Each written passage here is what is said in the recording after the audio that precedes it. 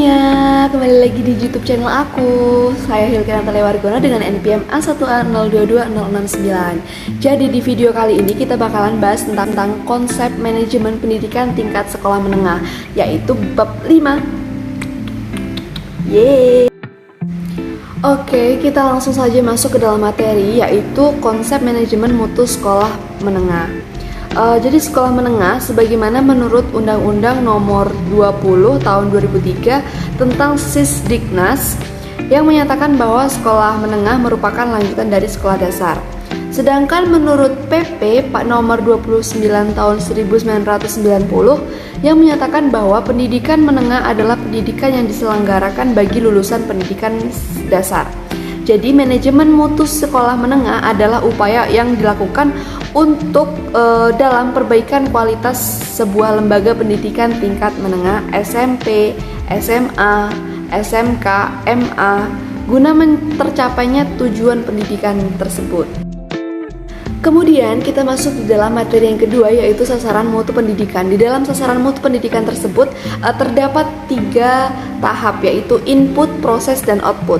Di dalam input itu sendiri terdapat kepala sekolah, guru, kepegawai ahli, fasilitas lengkap, lingkungan kondusif, kurikulum berstandar tinggi, dana, siswa yang terseleksi, dan dana pendukung yang cukup. Kemudian yang kedua yaitu tahap kedua yaitu proses. Di dalam proses tersebut terdapat KBM atau kegiatan belajar mengajar, kemudian metode dan pengujian efektif, organisasi atau manajemen administrasi yang baik, kemudian hubungan masyarakat atau industri yang erat,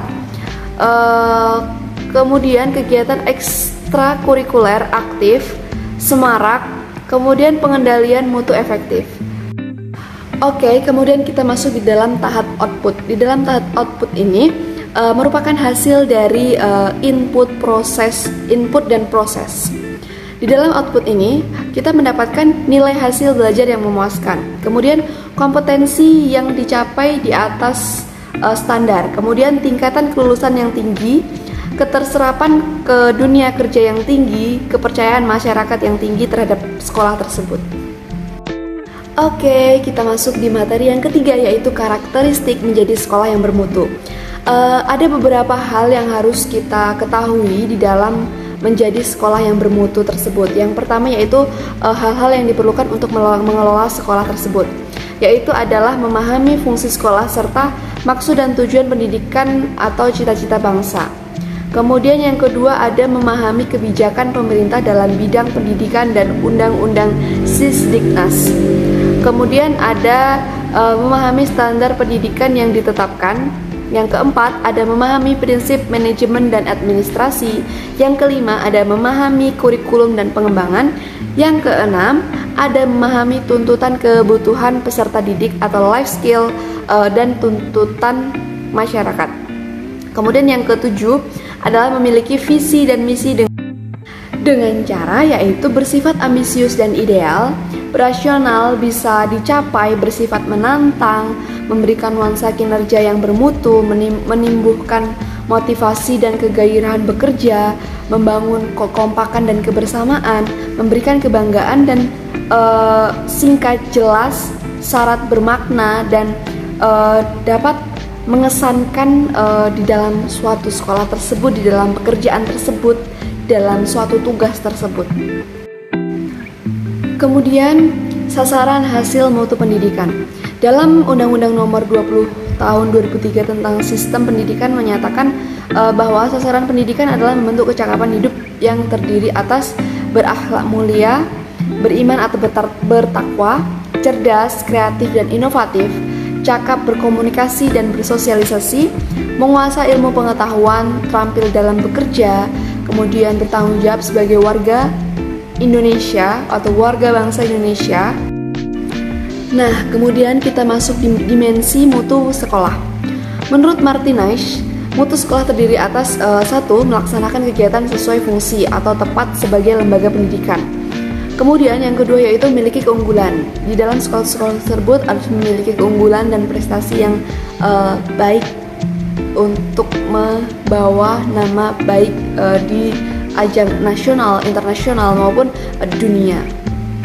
Kemudian terpercaya sebagai sekolah yang baik, kondisinya nyaman dan menyenangkan, kemudian penampilan fisik maupun kegiatan menarik dan mengesankan, kemudian menjadi favorit.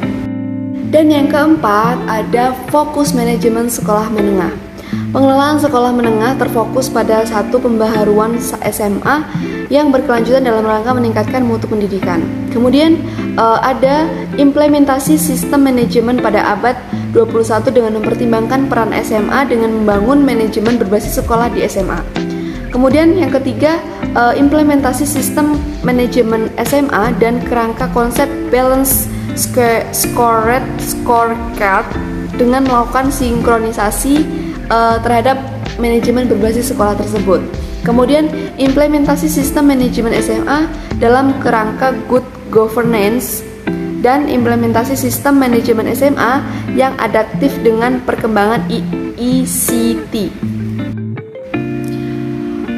Walaupun mungkin kita belum pernah ketemu, tapi semoga dengan lewat video ini kamu bisa mendengarkan hal penting yang ingin saya sampaikan kepada kamu. Memang tidak mudah untuk hidup di dunia ini, di zaman ini.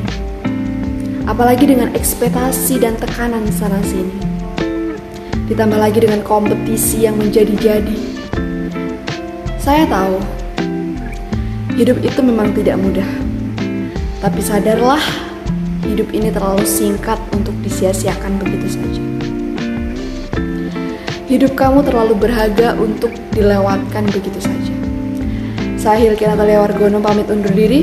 See you the next video. Bye-bye.